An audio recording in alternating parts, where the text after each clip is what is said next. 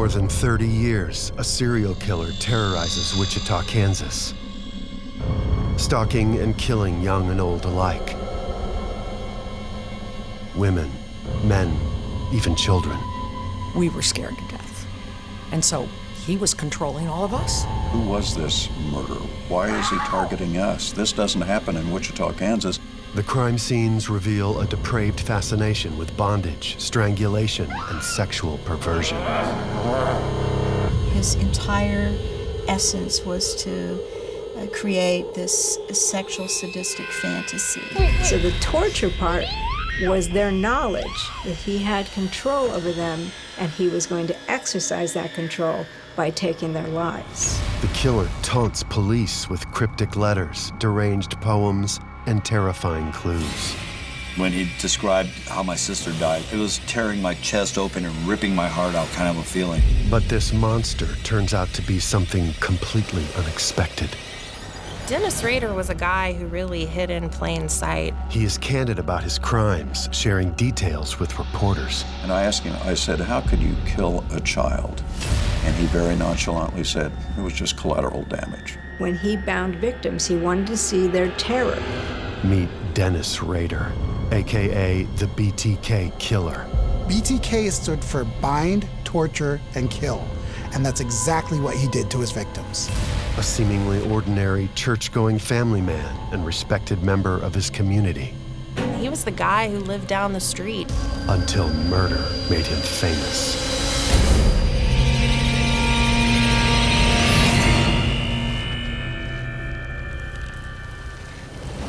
From 1974 to 2005, the heartland of America was terrorized by Dennis Rader, better known as the BTK Killer.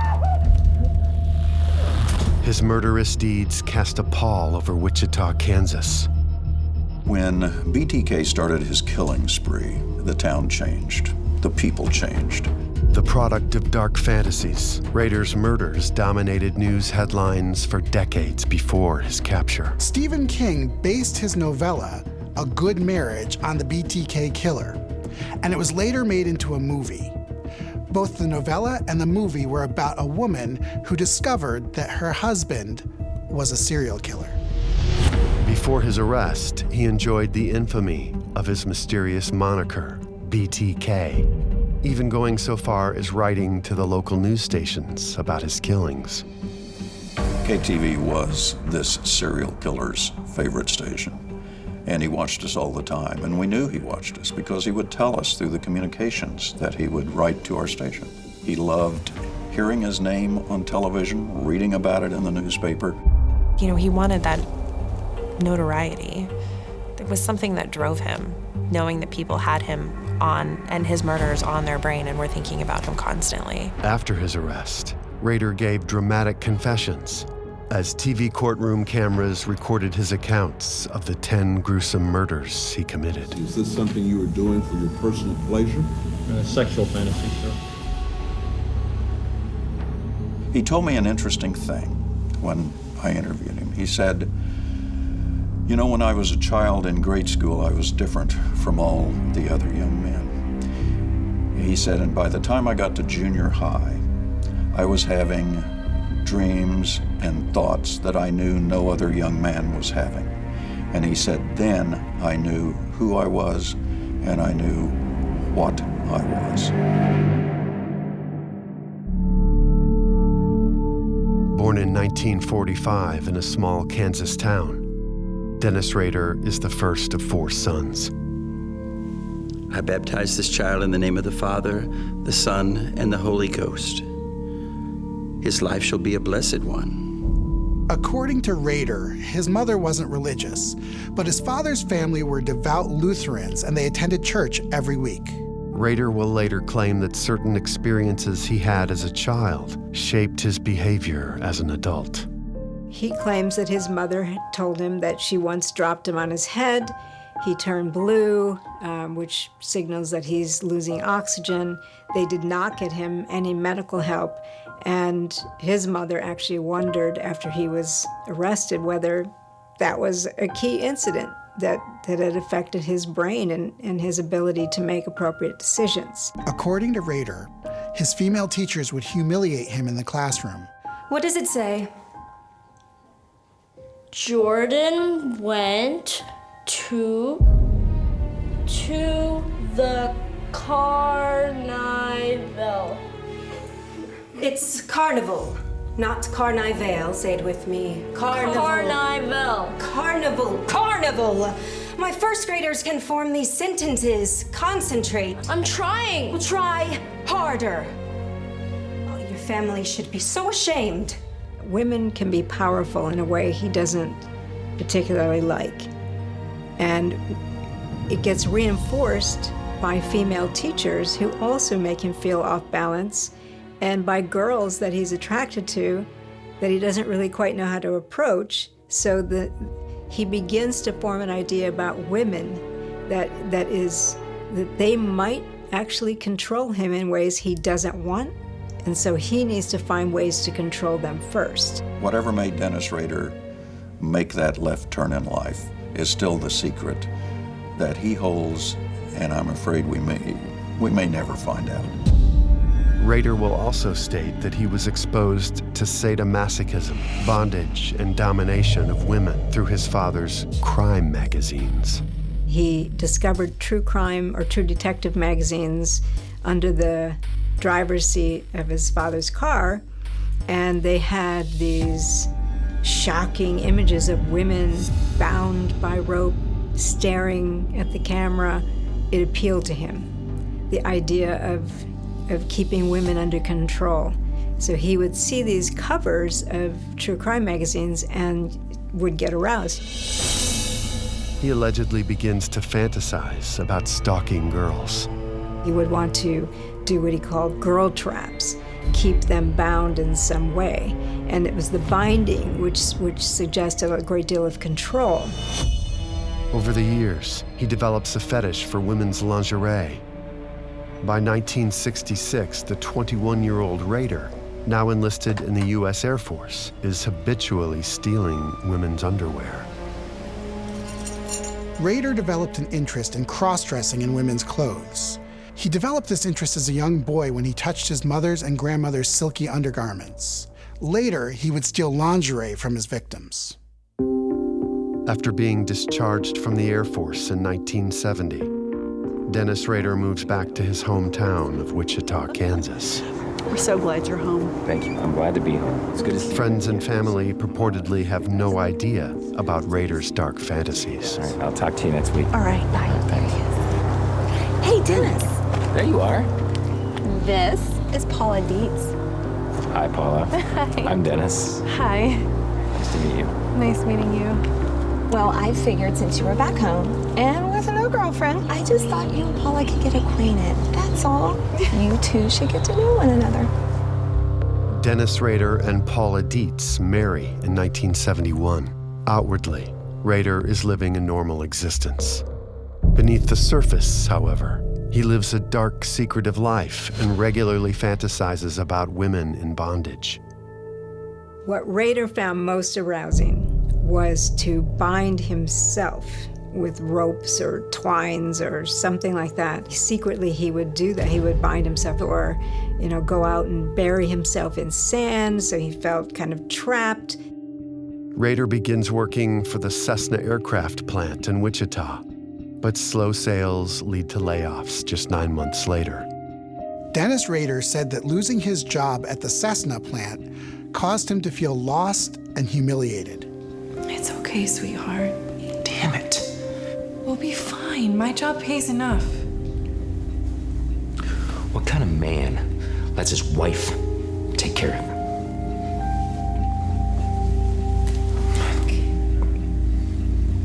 But it's only temporary. Whatever you say. He wanted that Cessna job, and he lost that pretty quickly. He was laid off, and that really depressed him. Over the years, Rader's fantasies become more depraved and elaborate. And in 1974, he decides to force his twisted urges upon others.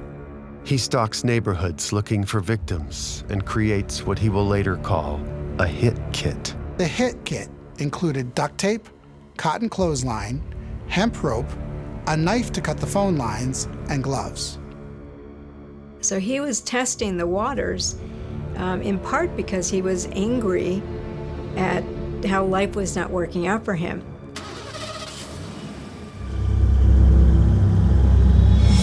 Most disturbing of all, Rader will also claim he feels the presence of what he describes as a demon compelling him to kill.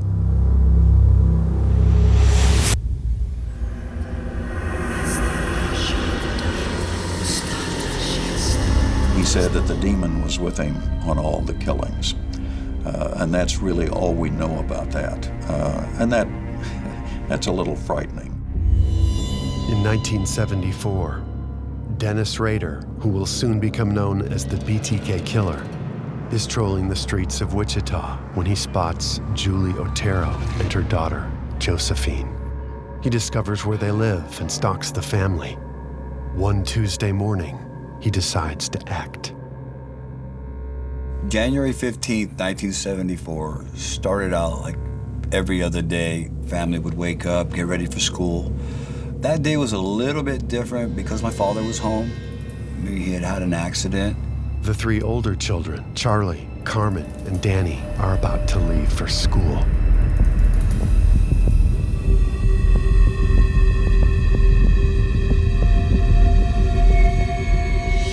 The first thing that Dennis Rader does is cut the phone lines. This will become his pattern in the future, and it will strike fear in the residents of Wichita.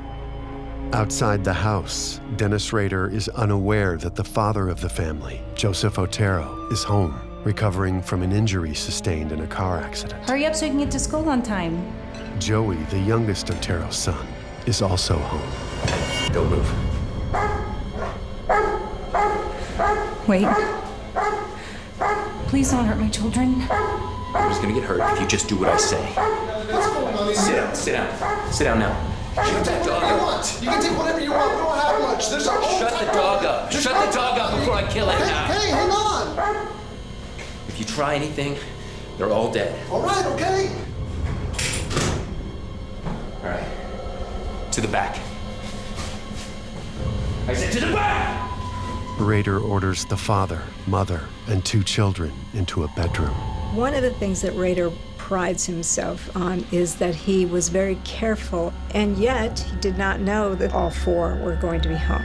Rader then binds the hands of each Otero. He then ties up the mother, ties up the little boy, and ties up Josephine. Stay nice and quiet, nice and still. Everybody just stay calm.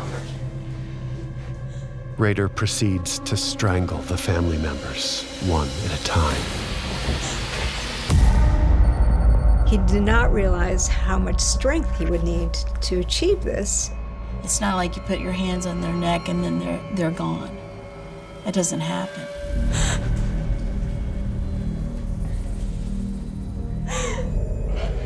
Stop it! No!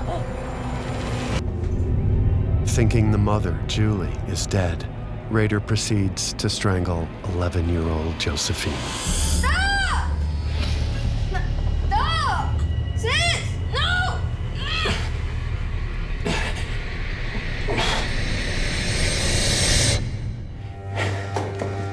He then strangles to death 9-year-old Joey. He put bags over his head and a t-shirt to basically smother him.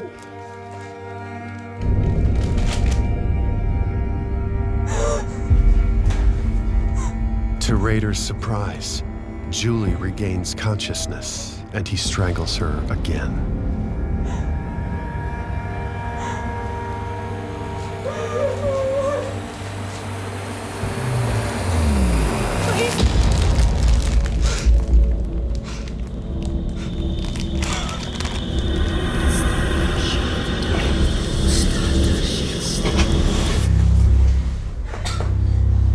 Suddenly, Josephine regains consciousness. So nothing again was working out how he planned. Rader lifts Josephine and carries her from the room.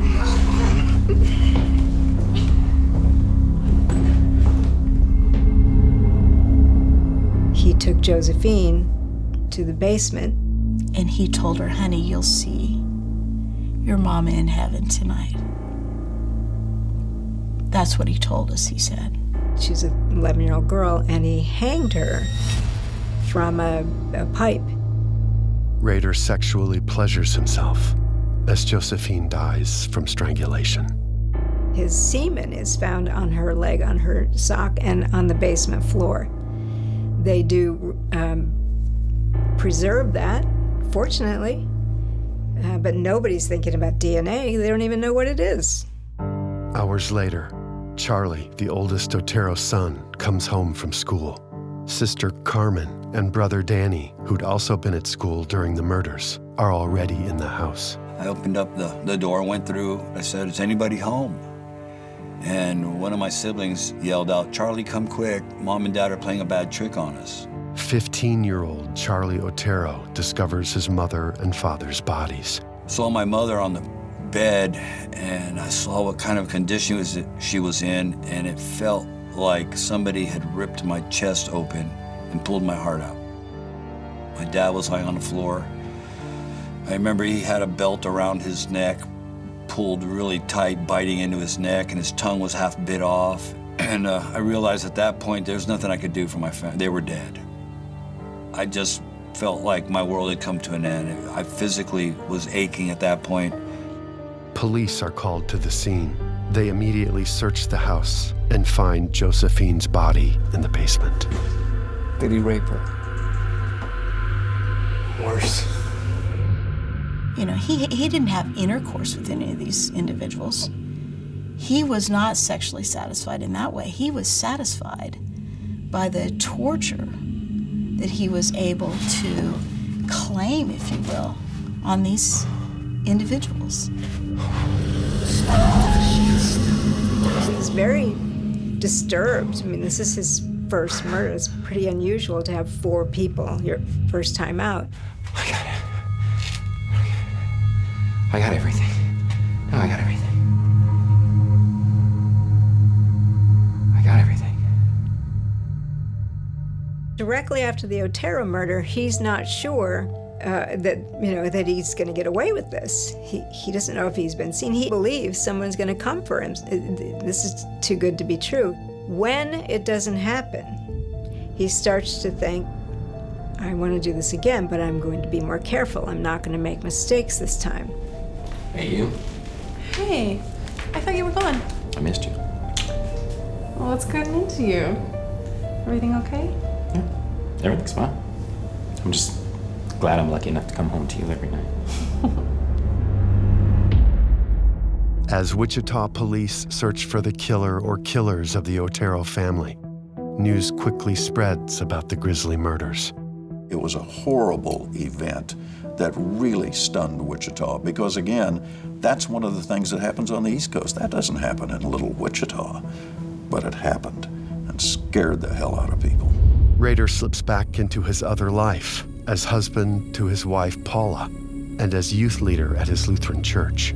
The Bible teaches us that those who love do not hurt others. The monster that killed that family last month has no love in him. Therefore, we must pray for him. To pray that God have mercy on his soul, and to pray for those little ones left behind. Let us pray.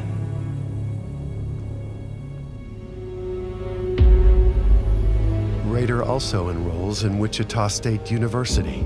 Ironically, he studies administration of justice, attending classes at night. He wanted control so badly over people that that's one way of being in control, being a police officer.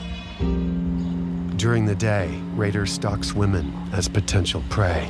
He was actually living the life he wanted to live, which was as a sadistic sexual killer. 21-year-old Catherine Bright is a single woman living alone, prime prey for Rader. He's going to look for a woman who lives alone so that he knows he can control just this one person. He has all these ideas now from mistakes he made at the Oteros of what he needs to do to pull this off and have a woman all to himself. The BTK Killer, Dennis Rader, has killed 4 members of the Otero family and set off a wave of terror gripping Wichita, Kansas. When he first started his murder spree, everyone was scared to death. Police have some suspects, but none of them are Dennis Rader. Nobody suspects him, not even his wife. Rader made notes of the Otero family killings, and those would later be found by police. He also thought of himself as a bit of an artist and drew pictures of women being hanged. Rader attends night classes at Wichita State University and continues to stalk women. He had a whole set of index cards that he would keep in his vehicle. And he would see someone on the street, and he would make notes. He would take notes. It was his study. It was his occupation. Dennis Rader's next victim is Catherine Bright. She's 21 years old. She's attractive. She lives alone, and he's been stalking her for weeks. Rader would call his women victims projects, and his name for Catherine was Project Lights Out. Rader breaks into her house through a back door and waits for Catherine to come home. His approach is to cut the phone wires, get into the house, and be there to take her completely off guard. What he doesn't realize is she's going to come in with her brother. So he's now having to deal with 2 people again. No, I wouldn't. Don't move. Okay, we don't want any trouble. Just take whatever you want. Yeah, I don't want any trouble either. I need your money, your keys to your car. I gotta get to New York. I'm a wanted man. This is all I ask. Okay. Get in there. We've given you everything we have. Please just leave. I said, get in there.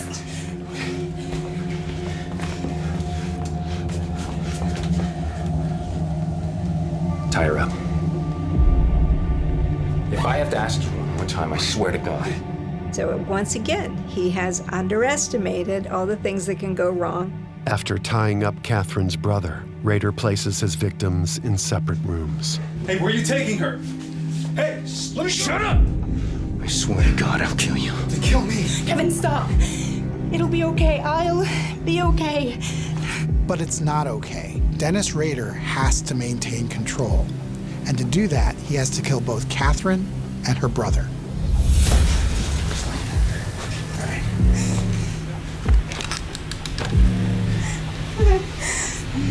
Using her own scarf, Rader strangles Catherine. No, please, no. No,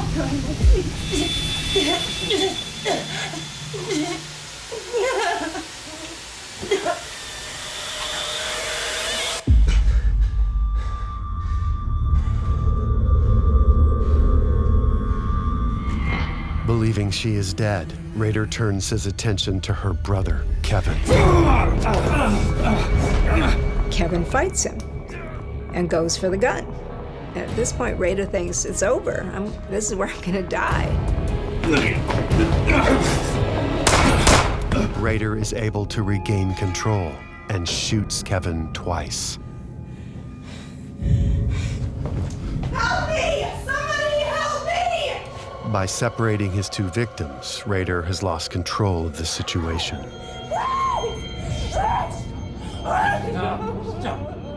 Now, Rader is faced with not only did he not get the ultimate fantasy scene where he can completely control a woman, now he's got to get this thing done in a hurry.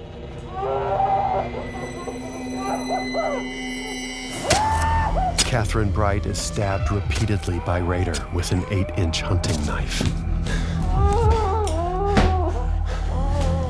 Rader doesn't realize that Catherine's brother is not dead, and Kevin is able to escape. Dennis Rader would tell investigators that the only reason why he used the knife was because he'd lost control of Catherine Bright. She'd broken loose, and he had to get out of there quickly. So he didn't finish his fantasy of binding and torturing his victim.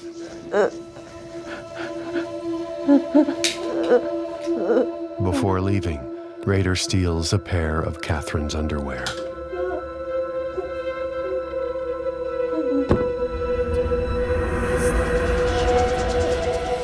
Catherine Bright, victim number 5, dies from her injuries. The stabbing of Catherine Bright and the shooting of her brother initially throw off police, who don't connect this crime scene with the Otero family murders because the method of killing was so different. She crawled to the phone, but she didn't get the line, because in the crime scene photos you can see the phone line just hanging there, and she tried to get to it. Catherine Bright's brother survives his injuries and gives police a description of his sister's killer. Rader actually contemplated figuring out where Kevin lived and going and killing him to make sure to eliminate witnesses. The Wichita Eagle and the local TV stations publicize the sketch, but nobody recognizes that it's Dennis Rader. Failing to satisfy his sexual fantasy at the crime scene, Rader wears his victim's underwear and performs self-bondage for a photograph that police will find years later.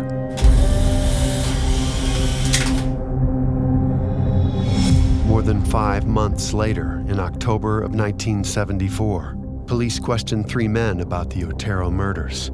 The men have a history of sexual offenses. The Wichita Eagle ended up writing a story about that, and Dennis Rader saw it and immediately wanted to set the record straight. He wanted the glory for these murders.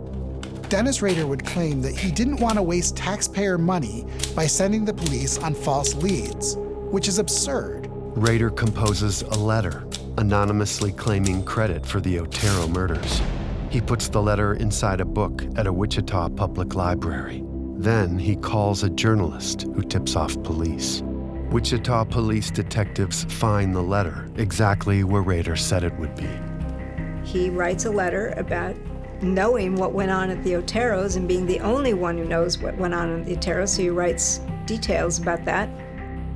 Those 3 idiots you have in custody are just talking to get publicity. They know nothing at all. I did it by myself and with no one's help. That was Dennis Rader's first communication with the media. And at that time, obviously, nobody knew that the killer was Dennis Rader. The entire city is on alert, and people begin buying home security systems. And here's the scary thing. Dennis Rader takes a job working for ADT Security Systems.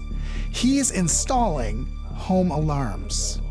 How ironic that he installed security equipment for ADT.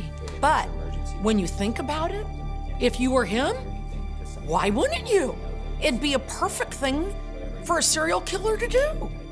Living a double life, Rader and wife Paula have their first child, a boy, in 1975. It's been more than a year since his last killing. We weren't looking at individuals who looked like Dennis Rader. We were looking for individuals who maybe lived alone, someone that might have been a previous sex offender. We were looking for the kinds of things that would alarm anyone. 3 years after the Otero family murders, in March of 1977, Rader attacks again, randomly. Shirley Vian was not a targeted victim. He did not stalk her. He did not even know what he was going to face in this house. He had the whole, ruse cooked up for a different person who he had stalked, who did not answer the door. Dennis Rader pretends to be a detective. Shirley Vian's children, aged 8, 6, and 4, let Rader into the house. This mother of 3 was killed on her bed while her children watched from the bathroom. The door had been partially tied shut with a rope. The kids can see through a crack in the door what he's doing, so this is pretty traumatizing for them. Months later, in December of 1977, Rader kills 25-year-old Nancy Fox. He will later refer to this project as the Fox Hunt. The Nancy Fox incident, nothing went wrong, essentially, in that one, and she was his type. He stalked her, he knew where she worked, he knew her routines, and this is the one that, to this day, he thinks about as the one that worked out, the one that most closely matched his fantasies. Rader is on an admitted high after he strangles Nancy Fox, so he makes a bold move. He reports his own crime to the police. You will find a homicide at Suite 43 South Pershing, Nancy Fox. He wanted to make sure that the homicide was discovered. Then he could get the joy of reliving whatever the media said about it. By late 1977, the BTK Killer has killed 7 people in 4 separate incidents. And police still don't have his name on any suspect list. Here's a guy who went to the movies with us, went to the grocery store with us, was with us in every sense of the word and part of our community. As far as Nancy Fox, we still don't know what was used to strangle her, but we assume it was a belt or some other article of clothing. Suspect took the murder weapon with him? It appears so. Also, the nightgown near her head had semen stains on it. Was she raped? No. So he masturbated in it? Yes, sir. And then the sick freak called in to report it. A few months after the Nancy Fox murder, Dennis Rader decides to send a letter to television station KAKE TV. He writes that he is the killer of the Otero family, Catherine Bright, Shirley Vian, and Nancy Fox. I can still hear her pleading for mercy before the rope took hold. She's helpless. I don't lose any sleep over it. Police now have confirmation that they are dealing with a serial killer. The police chief came on our air and said, basically, ladies and gentlemen, we have a serial killer loose. The Wichita police and the FBI announced that the killer has a new moniker, the BTK Killer. And BTK stands for the first letters of bind, torture, and kill. It became an unpeaceful place. People could not go home and think everything's going to be the same. They would check to see if their phone lines were cut. They would go in maybe with another individual just to make sure everything was safe. Police track down thousands of leads that take them nowhere. And then suddenly the killings stop. Dennis Rader slips back into his married life with Paula. They now have a son and a daughter. The family attends a Lutheran church where Rader has earned respect as a leader. While he continues to prowl and stalk, he doesn't act, not for over 7 years. There's a mistaken notion that Dennis Rader simply stopped. He will say it's like a fisherman, it's his metaphor, a fisherman going out, and sometimes he comes back and just didn't catch anything. It isn't that he stopped going out fishing, he just wasn't successful. In April of 1985, Rader started killing again. Rader makes a bold move and kills 53-year-old Maureen Hedge, a neighbor. More than a year later, in September of 1986, Rader kills 28-year-old Vicki Wegerle.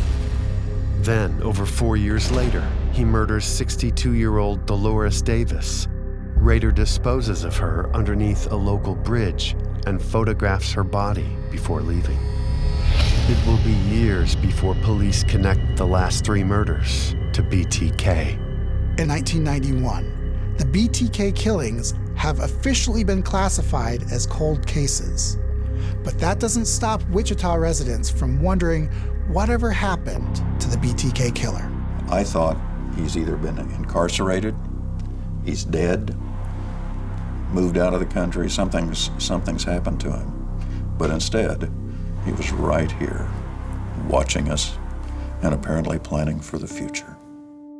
In late 2003 and early 2004, as the 30th anniversary of the 1974 Otero murders approaches, the news media writes stories about the serial killer, still a mystery 3 decades later.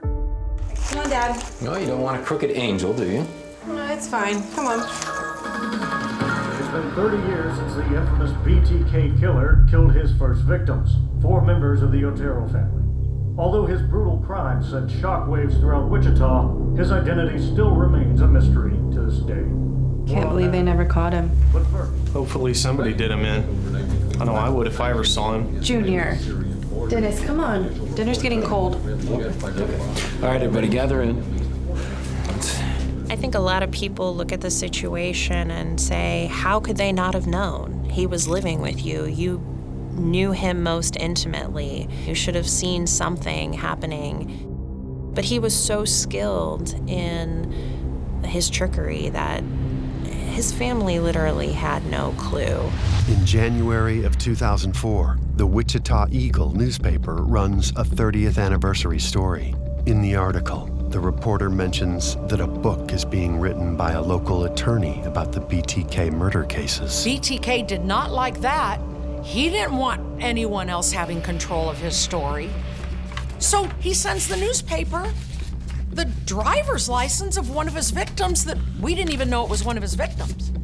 It's a photocopy of the driver's license of Vicki Wegerle, and also 3 Polaroid photos of her bound and lying on the floor in different positions.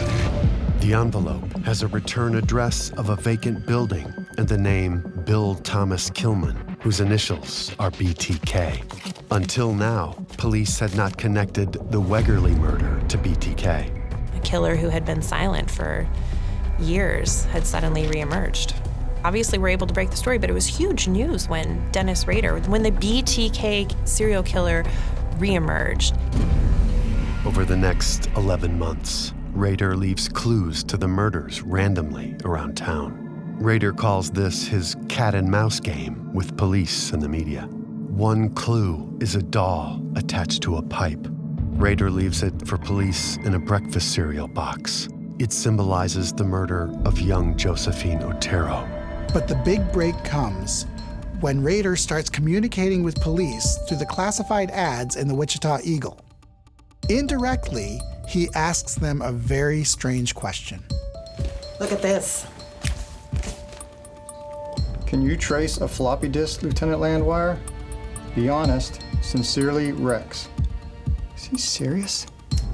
What do you want to do? Call up the paper. Have them run with Rex.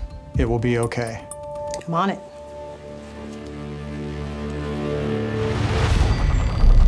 In 2004 and early 2005, serial killer Dennis Rader seeks notoriety as the BTK Killer.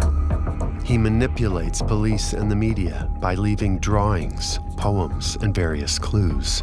That was the weird thing about this case is some serial killers, they just want to go on killing and they don't want any publicity. They want to lie low. This serial killer was as much addicted to the killing as he was to the publicity of the killing.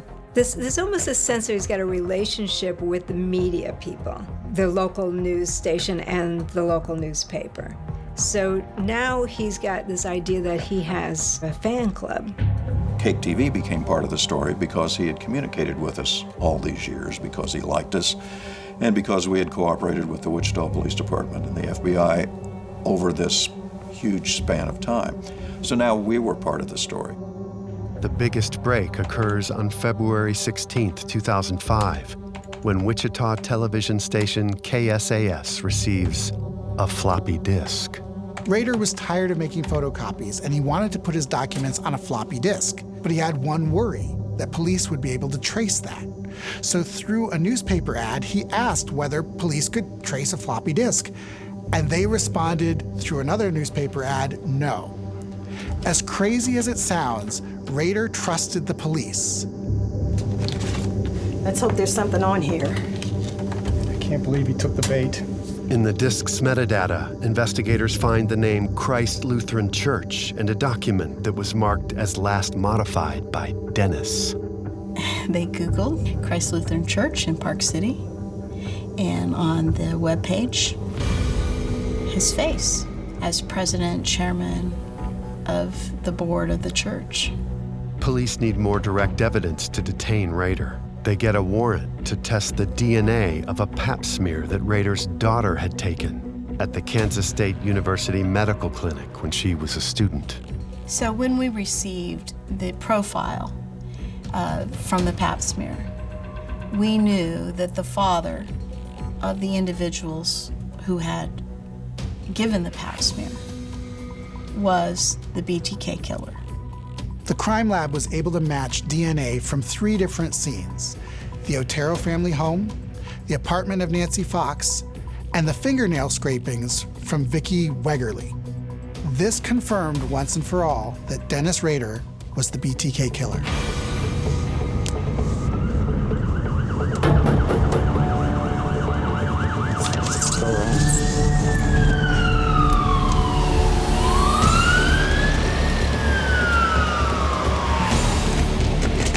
Don't you move!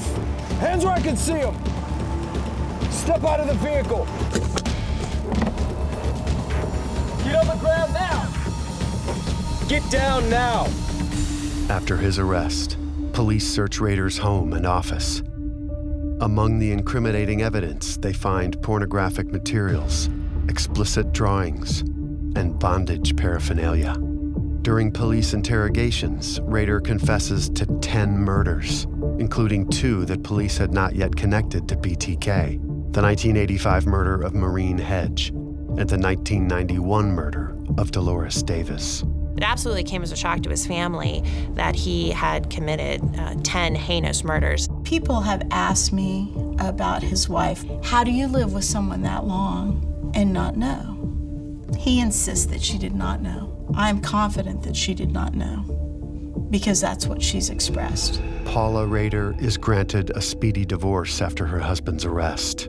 Before a judge and television cameras, Rader gives grisly details of each murder he committed. It was stunning. The feeling that you got from him was, this was what I accomplished in my life, killing people. And here's how I did it. And it's like a painter describing a painting, and he was so proud of it. Strangled Mrs. Otero, and she went out, or passed out. I thought she was dead. She passed out. And I strangled Josephine. And when he described how my sister died, that was really, all of it was really bad, really, really bad. It was tearing my chest open and ripping my heart out, kind of a feeling. In August of 2005, Dennis Rader is sentenced to 10 consecutive life sentences. When it all went down and they gave him the sentence, I walked out, relieved knowing that that man would never walk free another day.